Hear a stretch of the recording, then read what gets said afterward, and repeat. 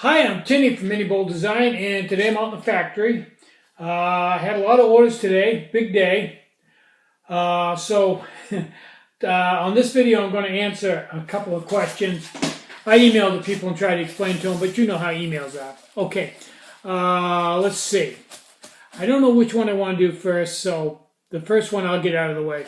Somebody asked me if I could get an order to them, if they placed an order, if I could get it to them in a week. Okay, but they didn't say where they live. So that's going to affect when I can get it to them because I don't know where they live. I don't know what to tell them. So, emailed them back, and they told me what state they lived in. Okay. And I told them, yep, I can get it there in a week.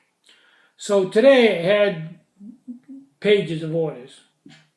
And I thought, this one order for this person, I told them I'd get it to them in a week, so I want to get that out today. So I went back to the email to find out who they were, and no name. It's just 2 letters. You assume first and last, like I'm John Austin, I'd put J.A. Makes sense. So I went to the orders and looked for a person that had the first and last name that matched those letters. Nobody.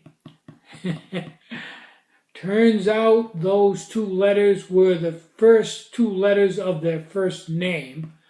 That was handy. So I still didn't know who they were. So I tried the email address. Nope, the email address didn't match up with the email address on the website. That didn't work.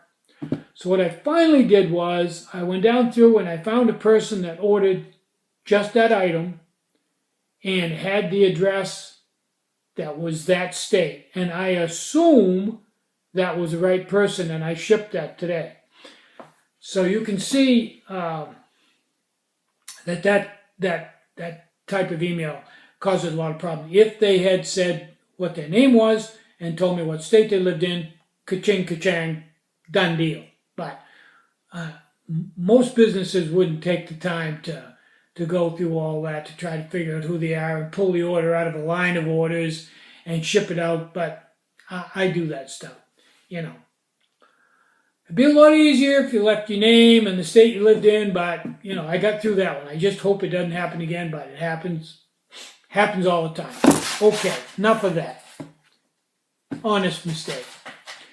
Second thing was, somebody asked me, and I don't think this person had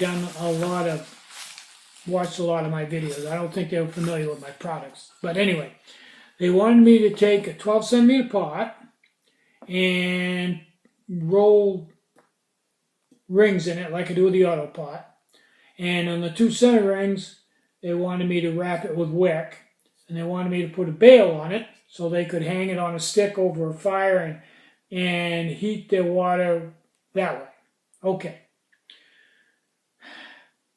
There's 7 or 8 things about this that just no worky turkey. But let me just highlight the big ones. Okay. Here's a pot, 12 centimeter, fairly big pot. Now I don't have the world's biggest hands, but my hands are probably average. I'm sure this wouldn't be a problem for Shaq O'Neal, but for me and most people, the problem is you can't get your hand far enough around the spot. And if you do, it takes nothing. You can't get it. You got to get it over halfway to hang on to it. It's too big. And if you put wick on it, it's even bigger. So putting wick on and to grab this way, it's not going to work. You're not going to be able to hang on to it because the pot's too big around. That's the reason why I don't wrap 12 centimeter pots. Ka-ching, ka-chang. Could put your hand inside, but then you burn yourself. Okay. I don't put bails on these so you can hang them over a fire. I'm not a fire guy, but I'm thinking aluminum pot over an open fire, probably not a good idea. Could be wrong, but I'm thinking you're going to melt this. You know, I'm probably wrong.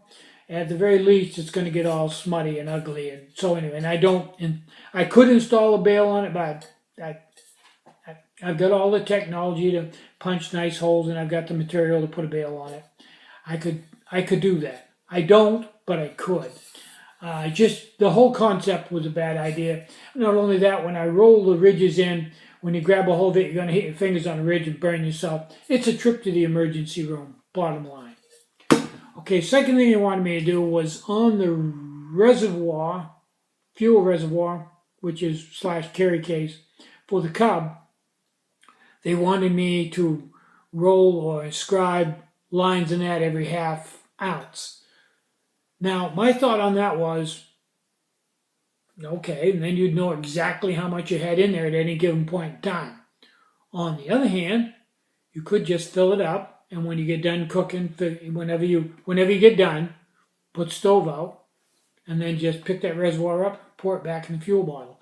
So there's really no reason that I can see to know exactly how much fuel you have in the reserve at any given point in time. Not relevant.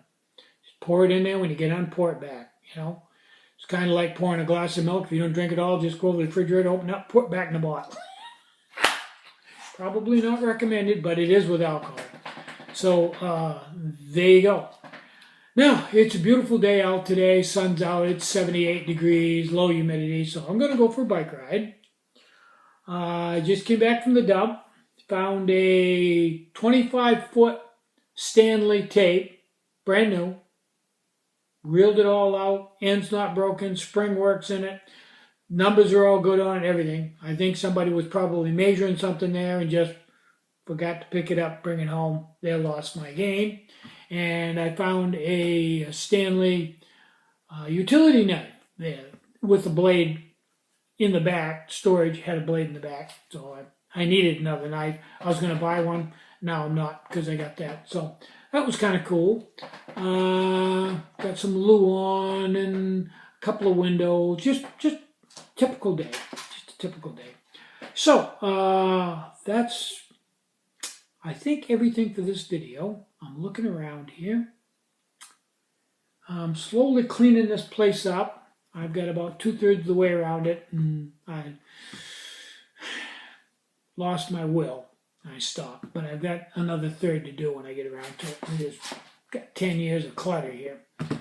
Okay, so I'm going to go for a bike ride. I'm Tinny from Itty Bolt Design. Oh, before I forget, the Bacomatic and the Bacomatic Complete Kit are both in the store on the homepage, first 2 items.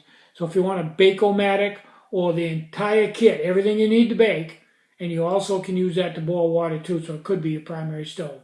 If you want that, it's in the store. I'm Tinny from Itty Bolt Design. Try to have a really great day. Try to have some fun today. You deserve it. Bye-bye.